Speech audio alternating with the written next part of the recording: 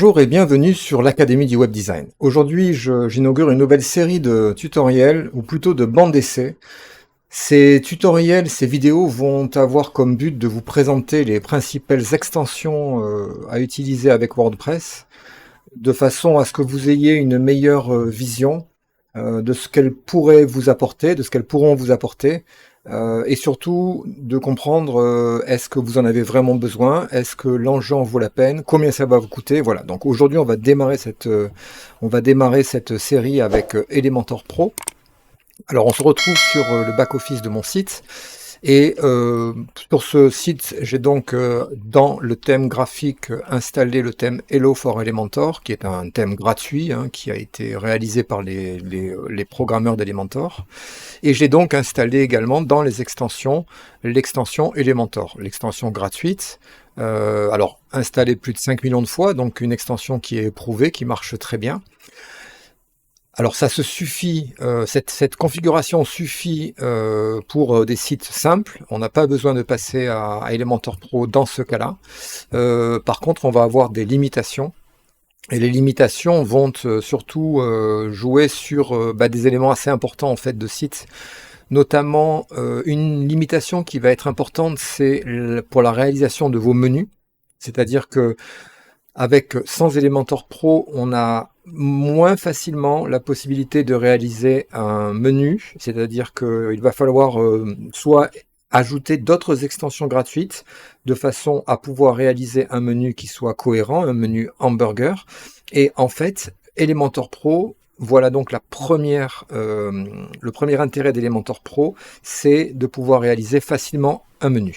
Donc si on le regarde très simplement, si on va sur une page, je vais créer une nouvelle page. Ici, donc j'ai activé Elementor. Je rentre donc ici dans la modification de la page avec Elementor. Donc ça, bon, j'en ai parlé dans long et en large dans mes autres vidéos. Voilà. Et imaginons que je souhaite mettre un menu. On va se rendre compte que en fait, le seul widget qui est vraiment important pour les menus, c'est ce qu'on appelle le nav menu, Navigation Menu. Et il est réservé, il est dans Elementor Pro. Donc on n'y a pas accès. Donc du coup, on est un peu coincé, parce que il va falloir passer par probablement un widget basique de WordPress ici, qui est le menu de navigation. Mais vous allez voir que ce menu de navigation n'a pratiquement aucun paramétrage. Voilà ce que ça donne. Alors c'est très bien dans un footer par exemple, mais sur un site ou dans un en-tête, ça sera pas du tout pareil, puisqu'on n'a pratiquement aucune possibilité de le paramétrer en termes d'apparence visuelle. Donc déjà, rien que pour ça, Elementor Pro est intéressant. Alors si on se pose la question, mais combien va me coûter Elementor Pro? Qu'est-ce que je vais avoir comme autre possibilité avec? On va rapidement entre-temps faire un tour sur le site d'Elementor. On est dans l'onglet prix. Et dans l'onglet prix, on voit que pour un seul site, une activation, ça va vous coûter 49$ par an. Donc si vous travaillez pour des clients, c'est vraiment pas grand-chose. Et vous allez avoir accès à l'ensemble des fonctionnalités d'Elementor Pro qu'on va détailler par la suite. Le support premium, ainsi que des kits qui vont vous permettre de ne pas partir de zéro, c'est-à-dire des kits qui vont vous permettre de déjà démarrer avec des mises en page, des visuels qui sont déjà prédéfinis. Ensuite, pour les agences, vous avez d'autres packages qui sont 25 licences à 200$ par an, 100 licences jusqu'à 1000 licences, et là on arrive à des sommes assez importantes de 1000$ par an. Donc une fois qu'on a payé ces 49$ pour son site principal, on accède donc à l'extension supplémentaire, qui est une extension qu'on va ajouter aux extensions, c'est-à-dire qu'on va avoir dans les extensions non seulement l'extension Elementor ici, mais on va également installer l'extension Elementor Pro. Donc là je vais l'activer. Et une fois que l'extension Elementor Pro est activée, ce qui auparavant était inaccessible dans l'onglet modèle ici, donc je vous le remontre, si je désactive, c'est-à-dire si je n'ai pas Elementor Pro, dans l'onglet modèle, je n'ai pas finalement accès à tous ces templates, ces modèles. D'ailleurs, chaque fois que je vais les survoler, il va me demander de passer à la version Pro. Je n'aurai pas non plus accès à une deuxième fonctionnalité très intéressante, la possibilité de créer des pop-up. Donc si je fais ajouter une pop-up, eh bien en fait j'ai pas la possibilité de les créer. Hein, je ne peux créer finalement que des sections globalement et des pages et des conteneurs, c'est-à-dire des sections que je peux récupérer d'une page sur l'autre. Alors j'en fais une sorte d'élément global que je pourrais insérer à ma guise sur une page, un article, etc. Donc, à partir du moment où j'installe la version pro, je vais accéder à toute cette partie donc de templating, hein, finalement de modèles qui vont me permettre vraiment d'aller beaucoup plus loin qu'avec Elementor normal. Alors la deuxième différence également, c'est que une fois que je vais activer Elementor Pro, je vais avoir accès à des données dynamiques, c'est-à-dire à la possibilité d'affecter à mes widgets, lorsque je crée mes pages, des informations qui proviennent directement de la base de données ou de la requête courante de WordPress. Alors, c'est très intéressant et je vais vous montrer alors maintenant comment ça peut vous aider dans votre travail de tous les jours. Donc, je vais activer l'extension d'Elementor Pro. Voilà. Et maintenant, lorsque je reviens sur ma page, alors je vais voilà, créer encore une nouvelle page, donc la modifier avec Elementor. Alors là, il n'y a rien qui change. La seule modification maintenant, c'est que en plus des widgets basiques, on a les widgets de la version Pro qui sont tous actifs. Hein. On va voir que dans ces widgets de la version Pro, on a des widgets qui sont plus ou moins intéressants. En tout cas, moi, c'est ma philosophie, ma façon de voir les choses. Hein. Je souhaite toujours réaliser des sites internet qui soient les plus simples possibles, les plus efficaces. Donc c'est plutôt des widgets d'apparence, mais on a quand même pas mal de widgets qui sont assez intéressants, notamment la possibilité de, alors ça c'est depuis les dernières versions d'Elementor Pro, de rajouter un bouton PayPal, c'est-à-dire de pouvoir très simplement mettre en place un système de paiement. Avec uniquement ce bouton-là, va nous permettre de faire un Buy Now dans PayPal, alors en ayant un petit peu paramétré le truc, mais ça marche avec le compte PayPal, hein, donc c'est relativement simple. On peut faire un checkout, on peut faire une donation, on peut même faire une souscription, et une souscription journalière, hebdomadaire, mensuelle, annuelle. Donc c'est vraiment très intéressant. On n'a besoin d'absolument aucune autre extension supplémentaire. Donc ces widgets-là sont donc architecturés autour de fonctionnalités qu'on ne trouve pas dans la version gratuite, notamment on a ce fameux nav menu, et là vous allez voir que le nav menu il est bien différent de la version de menu de WordPress. Lorsque je l'active, déjà, j'ai un menu qui ressemble à un menu, et ensuite j'ai quantité de paramétrages qui vont me permettre de vraiment le personnaliser en termes de couleurs, en termes de contenu, en termes de... Voilà, on a beaucoup de types de menus différents, aussi bien des menus horizontaux que verticaux, que des drop-down, c'est-à-dire directement des menus hamburger. Avec tout ça est paramétrable, hein, c'est-à-dire qu'on peut paramétrer, par exemple, si je souhaite paramétrer uniquement le menu hamburger, c'est-à-dire lorsqu'il est ouvert, eh bien je vais aller dans le style, je vais aller dans le drop-down, alors il est ici, voilà, drop-down, et là je vais pouvoir changer ici les couleurs, voilà, du drop-down, les couleurs des textes, les alignements, les typographies, enfin bon, bref, on peut vraiment réaliser un menu digne de ce nom, comme celui que j'ai fait en haut par exemple. Donc ça, c'est les widgets supplémentaires que mettent à votre disposition Elementor Pro dans le Page Builder. C'est les widgets qui viennent se rajouter aux widgets par défaut d'Elementor, hein, qui sont dans l'onglet classique et dans l'onglet général. Donc ça, c'est les widgets et d'Elementor. La deuxième chose, et là c'est quelque chose qui est vraiment fondamental, on va le trouver en fait dans Unique notamment, c'est un ensemble de widgets qui vont être des widgets dynamiques. Alors, des widgets dynamiques, qu'est-ce que ça signifie? Eh bien, par exemple, si je n'ai pas Elementor Pro et que je souhaite insérer sur mon site un blog, alors là j'ai réalisé un blog, donc je vais désactiver l'extension. Voilà, je désactive. Le blog, j'ai donc ici le slug, c'est blog, hein, donc c'est le permalien de mon blog. J'ai des articles qui ont été générés au hasard, hein, de façon à avoir un petit peu de matériel que je peux afficher, voilà ici. Tous ces éléments-là, si je souhaite afficher mon blog, donc je vais aller dans la page blog ici, faire voir, eh bien on voit qu'il ne se passe rien, il n'y a pas d'affichage qui est généré, parce que ça dépend du thème graphique qui est activé. Or, pour l'instant, le thème graphique, c'est Hello for Elementor. Donc si je basculais, par exemple, sur le thème 22, par exemple, je vais l'activer. Voilà, je vais retourner sur la page blog. Donc là, j'ai bien page des articles, et là, je vais avoir, voilà, les articles qui vont s'afficher les uns après les autres.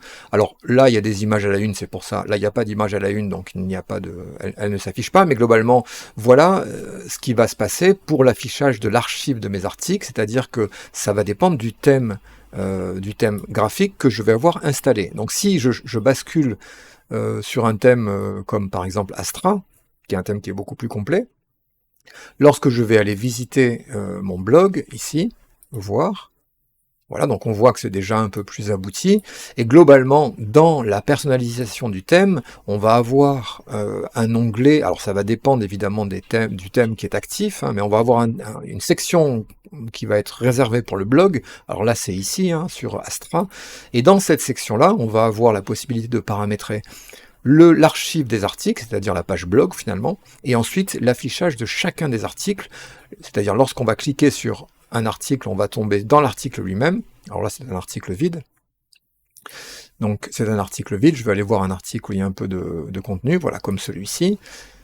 Voilà, donc on va pouvoir modifier l'apparence de l'affichage d'un seul article. Alors par exemple ici, eh bien, je pourrais activer les publications similaires. Donc si j'active les publications similaires, elles vont apparaître au-dessous de l'article, voilà. Et puis au niveau du design, Astra me donne la possibilité de modifier les arrière-plans, etc. Enfin bref, de faire un petit peu les mises en place que je souhaite. Mais ce qu'il est important de noter, c'est que ça passe par la customisation, la personnalisation du thème. Or, le problème qui va se poser, c'est que suivant le thème que je vais utiliser, eh bien, j'aurai plus ou moins de liberté quant à l'aspect visuel de mon blog. Or, généralement, nos clients souhaitent avoir des affichages à leur souhait. Alors, parfois, ils ont des idées vraiment de ce qu'ils veulent que l'on affiche, de la façon dont ça doit venir s'afficher. Et là, ça va être compliqué parce qu'il va falloir que je choisisse soit un thème graphique qui soit dans ce que mon client souhaite avoir comme réalisation, en termes de réalisation, soit essayer au maximum de l'approcher vers ce que je peux faire dans la personnalisation de mon thème. Et on voit qu'entre Astra qui propose un certain nombre de personnalisations, il y en a quand même pas mal, et puis un thème beaucoup plus simple par défaut qui est par exemple 2022. 2022 aussi a une possibilité de personnalisation, mais on va voir que ça reste, voilà, ça reste ici. Alors en plus avec depuis la nouvelle version de WordPress en 5.9, on a cette personnalisation qui est plus visuelle, mais c'est relativement compliqué. En tout cas, c'est difficile de changer l'apparence réelle de l'archive du blog et de la publication des articles. C'est pour ça que lorsqu'on a Elementor Pro, donc je vais revenir sur Hello for Elementor. Alors Hello for Elementor, c'est encore un exemple extrême, puisque Hello for Elementor n'a pratiquement aucune personnalisation, en tout cas rien qui concerne le blog. Pourtant, quand j'active Elementor Pro, donc je viens ici activer dans mes extensions Elementor Pro, j'active, que je visite mon site, vous voyez l'apparence du site avec un bel en-tête, des menus, la page blog, on va avoir des articles. Alors là, je vais regarder pourquoi j'ai pas d'article, parce que j'ai dû l'archive du blog. Donc cette archive du blog, voilà, est, je vais regarder les conditions d'affichage ici. Oui, ça c'est bon. Hop, donc je vais sur la page de mon blog. Voilà, donc là on a, vous voyez, cette mise en page, et en fait, globalement, Elementor Pro va me permettre de gérer moi-même cette page d'archive, au lieu de passer, si vous voulez, par un paramétrage dans la personnalisation, comme Astra me le demandait. Eh bien là, je vais simplement, alors non pas créer une page qui va être l'archive de mon blog, mais plutôt un modèle, ici, un modèle dans le constructeur de thème, puisque globalement je vais construire un thème graphique finalement, avec plusieurs modèles. Alors un modèle d'en-tête, un modèle d'affichage d'un seul article, un modèle pour l'archive de mon blog, pour les différents modèles dont je pourrais avoir besoin, comme une page d'erreur 404 par exemple. Et En fait, on va créer donc cette opération en 2 temps. Le premier temps, ça va être de créer la mise en page de cette archive, et le deuxième temps, ça va être de dire à WordPress à quel endroit on souhaite utiliser cette archive. Donc pour l'archive du blog, c'est très simple, hein. On crée une archive. Alors là, je vais donc c'est cette archive là. Donc je vais l'éditer. Donc voilà, donc là c'est une archive, donc c'est un type particulier hein, de données, c'est pas une page ou un article, c'est une archive, c'est-à-dire c'est une page qui va afficher des données dynamiques, hein. Là elle affiche les différents articles de mon site, mais globalement je vais pouvoir choisir, alors sur la version la plus simple, je vais pouvoir choisir le nombre de colonnes de mon blog, je vais pouvoir choisir ensuite à partir de quelle source je souhaite afficher mes contenus. Est-ce que je veux inclure par exemple que des catégories particulières de mon blog? Est-ce que je souhaite les ordonner par date? Est-ce que je souhaite avoir un tirage aléatoire? Bon, il y a pas mal de choses qu'on peut faire en restant relativement simple. Et cette page-là, autour de mes articles, si je change autour de mes articles, virgule, découvrez mon blog, voilà, je change par exemple ce titre-là. Là, ici, je mets donc ce widget post qui est un widget d'Elementor Pro qui va me permettre de gérer l'affichage des articles sur le site. Ensuite, je vais un peu modifier mes cartes en mettant par exemple une source de couleurs différente. Je vais changer ici le border color. Le contenu, je vais mettre la couleur, voilà, par exemple en noir. Bon, j'ai pas mal de choses que je peux faire sur les paramètres, en passant par quelque chose qui se personnalise, parce qu'on pourrait aussi, mais ça déborde un peu du cadre de cette vidéo, on pourrait également dessiner nous-mêmes le contenu de cette page archive, en passant par une template que l'on injecterait dans cette archive du blog. Mais là, rien qu'en faisant comme ceci, hein, autour de mes articles Découvrez mon blog, donc là on aurait ici les différents, on aurait 6 articles. Alors c'est dans le contenu ici, hein, les posts par page. Si j'en mets 12, évidemment il va aller chercher, extraire de la base de données 12 articles. Alors quand on a des images à la une, évidemment ça va être beaucoup plus joli. La petite pastille en haut, c'est dans le contenu ici, c'est voilà, on a un certain nombre alors c'est le badge, hein. La couleur de fond par exemple, on peut la changer, la couleur du texte aussi. Donc là, on va pouvoir créer, alors je vais mettre à jour, et ce qui va se passer, c'est que en retournant sur le blog, ici, eh bien, il va prendre ce modèle au lieu du modèle classique qui tout à l'heure n'affichait pas grand-chose. Et là, on voit qu'on a maintenant un bel affichage avec ensuite eh bien, l'affichage de chacun des articles. Et on pourrait créer un modèle pour aussi ces autres articles. On a également un en-tête. Et cet en-tête-là, c'est aussi un modèle qui provient d'Elementor Pro. Donc dans les modèles, hein, dans les theme builder ici, on a ce modèle qui est un modèle main header, hein, je l'ai appelé comme ça, c'est un en-tête. Donc si on va éditer cet en-tête, finalement on va se rendre compte qu'il y a deux choses, un contenu graphique, hein, c'est-à-dire un logo, un menu, et des conditions d'affichage. Ces conditions simplement c'est de dire à WordPress que ce modèle-là, on veut l'utiliser pour tout le contenu du site, donc c'est pour ça qu'on va inclure l'intégralité du site, mais on a pas mal de réglages différents. On peut vraiment adapter ces modèles vraiment à ce que l'on souhaite faire. On pourrait très bien, par exemple, l'inclure dans toutes les pages, par exemple, tous les contenus voilà, sur toutes les pages, et également, par exemple, l'exclure de la page d'accueil. Voilà, donc ça c'est, si on fait une règle comme ceci, eh bien on aurait cette en-tête qui serait affichée sur toutes les pages du site, et on aurait ensuite on exclurait la page d'accueil. Donc c'est vraiment très puissant, et c'est Elementor Pro qui nous donne la possibilité de faire ça. Donc là, je remets Entire Site. Et une fois que j'ai fait ça, eh bien, le modèle va venir se greffer dans la structure de la hiérarchie des templates de WordPress. Et j'aurai donc sur l'intégralité de mon site ici, hein, si je vais sur une nouvelle page ou quoi, j'aurai toujours cette en-tête qui va s'afficher parce que j'ai décidé, j'ai expliqué finalement plutôt à WordPress que le modèle, grâce aux règles d'affichage, je lui ai donné les outils, les clés pour qu'il sache exactement où l'afficher. Alors quoi afficher? Eh bien c'est WordPress dans ce que l'on appelle la requête courante qui va lui-même passer à ce modèle-là les différents articles de mon blog.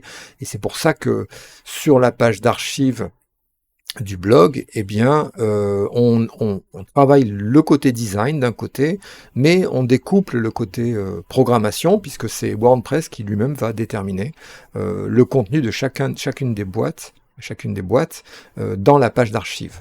Alors, ça c'est Elementor Pro. Ensuite, Elementor Pro permet également de réaliser des pop-up. Alors les pop-up, c'est vraiment très très intéressant parce que ça permet de créer des fenêtres, alors en français des fenêtres jaillissantes, hein. On peut les faire sous forme de menu. Alors là j'ai un exemple, par exemple, j'ai créé une pop-up que j'ai appelée menu pop-up, alors on va aller la voir. On va voir ce qu'il y a dedans. Voilà, j'ai créé une espèce de petit menu qui s'affiche en rouge, avec dedans j'ai mis bon alors on pourrait mettre ça, je pourrais mettre des textes, hein, on peut mettre ce qu'on veut. Donc là voilà, il y a une transparence sur la droite. Donc c'est cette partie, alors rouge, je vais peut-être un peu changer la couleur de fond parce qu'elle n'est pas... On va la mettre plutôt dans la couleur comme ceci. L'overlay, hop, réglage. On va laisser comme ça, on va laisser comme ça. Sinon, il faut que j'aille dans le navigateur, dans la section ici, le conteneur. Je trouve que c'est une forme de conteneur, superposition d'arrière-plan. Je ne sais même plus où je l'ai mis ça. Bon, bref, c'est pas grave. On va laisser le type d'arrière-plan comme ceci. Et globalement, ce qu'on va faire avec cette pop-up là, et ça c'est l'intérêt de la pop-up, c'est qu'en plus de ces paramétrages ici dans les réglages de largeur, de hauteur, de position à gauche, enfin au milieu, etc. On va la personnaliser comme on le souhaite. Est-ce qu'on veut avoir un overlay, un bouton qui permet de la fermer, une animation d'entrée, etc. Donc une fois qu'on l'a personnalisé à ses goûts, il y a beaucoup de personnalisations différentes, on va avoir ici des conditions d'affichage et des déclencheurs et des règles avancées qui vont nous permettre de maîtriser son animation. Alors les display conditions, c'est où est-ce qu'on souhaite que la pop-up s'ouvre. Les déclencheurs, c'est est-ce qu'on souhaite que la pop-up s'ouvre au chargement de la page, lorsqu'on a scrollé un certain pourcentage vers le bas ou vers le haut dans la page. Est-ce qu'on a scrollé jusqu'à un certain élément, et dès qu'on arrivera à l'élément avec une certaine classe, eh bien la pop-up s'ouvrira, ou alors au clic sur n'importe quoi, la pop-up pourra s'ouvrir également, après un certain délai d'inactivité, ou si l'on souhaite quitter la page, dès qu'on va avoir le pointeur de la souris qui va sortir de la fenêtre, hop, la pop-up va s'exécuter. Donc ça c'est très bon pour des contenus marketing.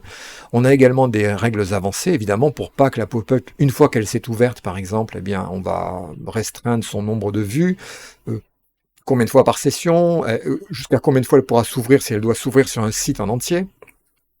On pourrait par exemple demander à ce que la pop-up ne s'ouvre qu'à partir du moment où on arrive par exemple de Facebook.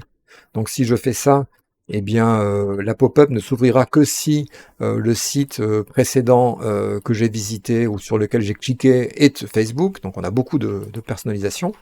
Mais on a également la possibilité de l'ouvrir à partir d'un bouton, par exemple, hein, et donc de pouvoir réaliser eh bien des menus, un menu hamburger, par exemple, hein. Donc là, ça veut dire que si je reviens en arrière et que je souhaite que cette pop-up s'ouvre sur un menu hamburger, que je mettrai par exemple dans mon en-tête, donc je vais dans mon theme builder, ici, je vais aller dans le main header. Donc là, j'avais moi déjà, on va l'éditer, hein, j'avais déjà fait un en-tête avec un menu normal, mais imaginons que je souhaite, au lieu de ce menu-là, avoir un menu, je vais prendre une icône par exemple, hein, un icône, pardon, icône.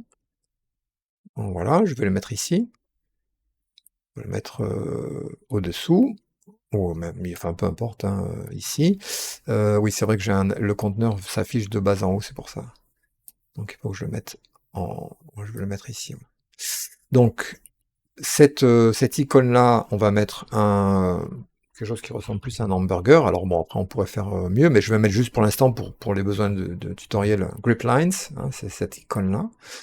Voilà, donc là c'est fait, donc je paramètre le style, la couleur principale, on va la mettre dans ces côtés-là. Et imaginons que je souhaite ouvrir la pop-up en cliquant sur ce menu-là. Alors au survol, on aurait par exemple un grow, ça veut dire que quand je vais survoler, vous voyez l'icône elle va bouger, donc je vais pouvoir voir que c'est un menu par exemple. Eh bien je peux cliquer sur l'élément et grâce à Elementor Pro, aller dans le contenu de l'icône ici, on voit qu'on a une case lien ici, hein, donc je peux mettre ici le lien d'une page par exemple, ou d'un site X ou YZ, peu importe, mais j'ai également accès ici aux balises dynamiques d'Elementor Pro, et donc je vais pouvoir cliquer sur balises dynamiques.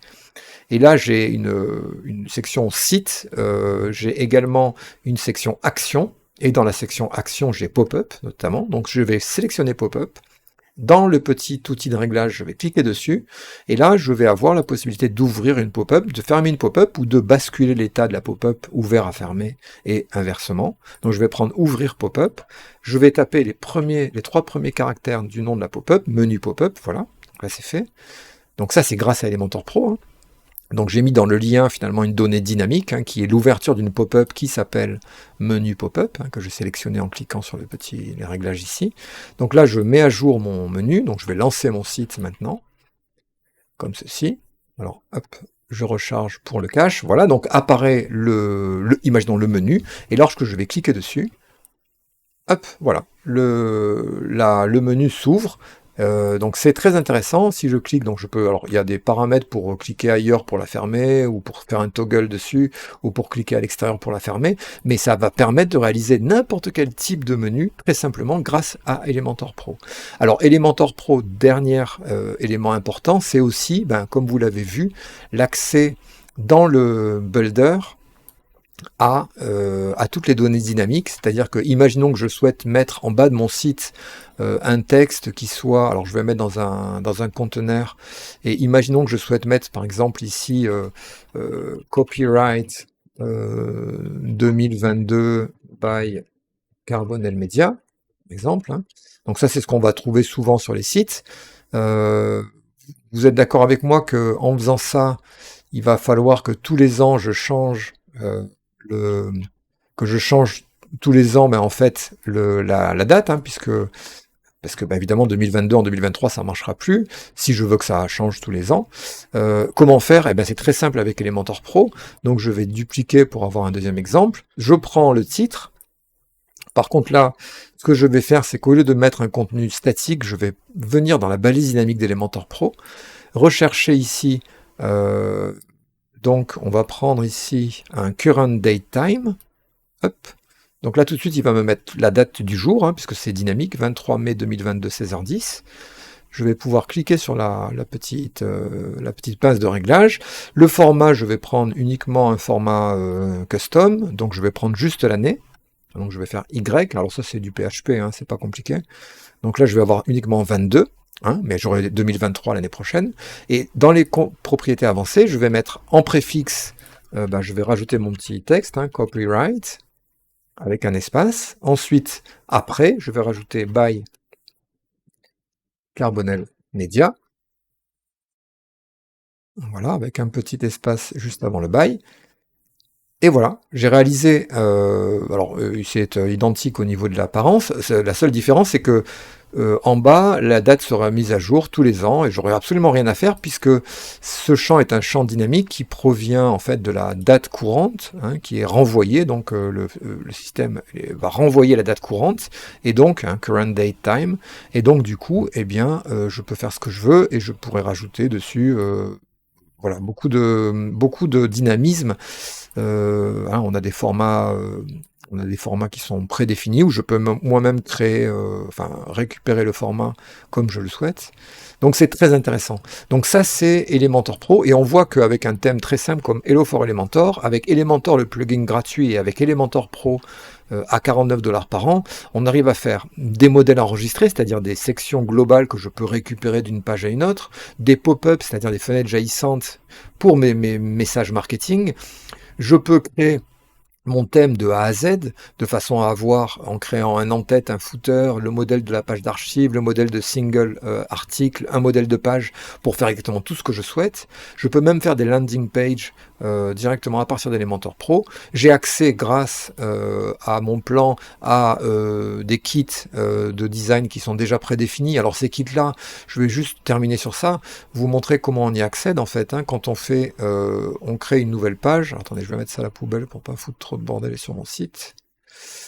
Donc là, je vais ajouter une nouvelle page, modifier avec Elementor. Et quand on a Elementor Pro d'activer, quand on fait plus ici, on a accès également ici aux différents modèles, et grâce au compte qu'on va avoir, eh bien vous voyez, on a accès à pas mal d'éléments, alors soit de blocs qui sont déjà tout faits, qui sont architecturés autour de certaines catégories, comme par exemple des en-têtes. Voilà, la version Pro, on voit qu'on a énormément d'en-têtes qui sont disponibles, qui couvrent à peu près tous les types d'en-têtes qu'on a sur un site. Alors, on voit que si on n'a que la version gratuite, on n'a accès à rien du tout. Et si on a la version gratuite, on n'a accès qu'uniquement au template où il n'y a pas marqué Pro dessus. Par exemple ça, on a accès à ce call to action. On a accès à un certain nombre d'éléments, mais c'est beaucoup moins que dans la version Pro. Il suffit de cliquer sur un élément, et ensuite, eh bien, on se retrouve dans sa mise en page avec l'élément que vous n'aurez plus qu'à modifier de façon à réaliser votre design d'une façon qui sera relativement simple si vous n'y connaissez pas grand chose ou si vous voulez réaliser rapidement un web design. Donc je pense fait à peu près le tour d'Elementor Pro, de l'intérêt de l'utiliser surtout, et je le répète encore, pour avoir une liberté qui soit la plus totale, et surtout pour éviter d'installer une quantité d'extensions différentes qui vont vous poser plein de problèmes au fur et à mesure. Si vous avez des questions, c'est dans les commentaires. Merci pour votre attention, et je vous dis à bientôt pour un nouveau tutoriel.